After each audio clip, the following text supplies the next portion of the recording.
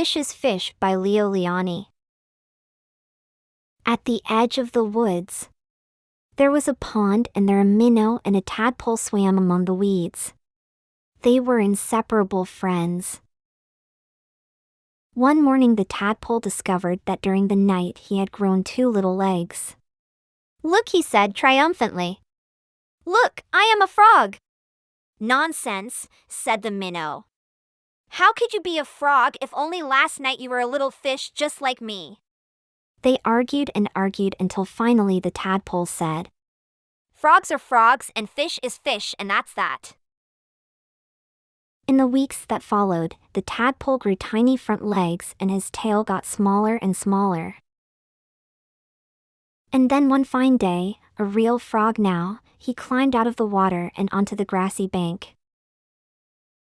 The minnow too had grown and had become a full-fledged fish. He often wondered where his 4-footed friend had gone. But days and weeks went by and the frog did not return. Then one day, with a happy splash that shook the weeds, the frog jumped into the pond. "Where have you been?" asked the fish excitedly. "I have been about the world, hopping here and there," said the frog. "And I have seen extraordinary things." "Like what?" asked the fish. "Birds," said the frog mysteriously. "Birds." And he told the fish about the birds, who had wings and 2 legs and many, many colors. As the frog talked, his friend saw the birds fly through his mind like large feathered fish. "What else?" asked the fish impatiently.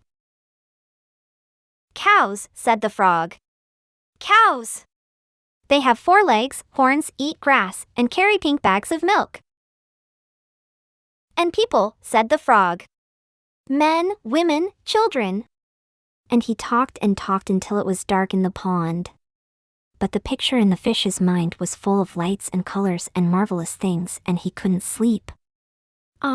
If he could only jump about like his friend and see that wonderful world.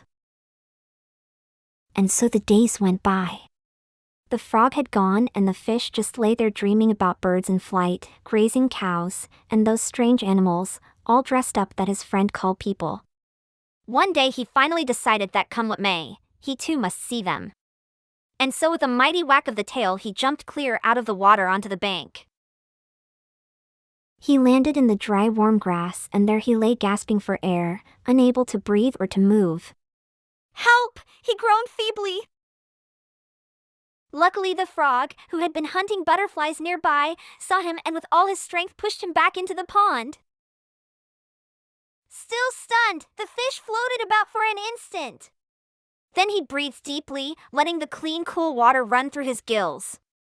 Now he felt weightless again, and with an ever so slight motion of the tail he could move to and fro, up and down, as before. The sun rays reached down within the weeds and gently shifted patches of luminous color. This world was surely the most beautiful of all worlds. He smiled at his friend the frog, who sat watching him from a lily leaf. "You were right," he said.